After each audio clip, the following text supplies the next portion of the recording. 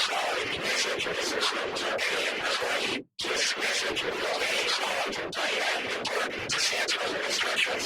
At 3:47 p.m. Eastern Time on November 14, 2137, several thousand unidentified flying objects were spotted from Moon Base XR-31 Alpha Base on 7th Moon Island. These unidentified flying objects attacked and destroyed several science research and military facilities on Titan. The unidentified objects appear to have came from the fourth planet orbiting star HD 93250 in the Carina Nebula.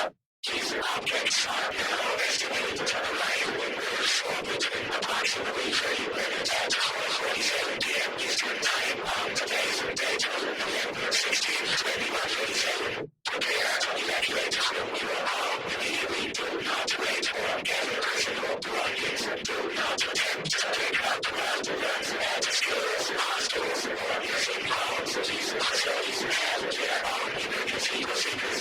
Military personnel will be at all fire halls and emergency centers to escort you to safety. Gather family members and neighbors if necessary and head for your local fire department or police barracks or look for emergency assistance on the road if necessary. Call emergency services.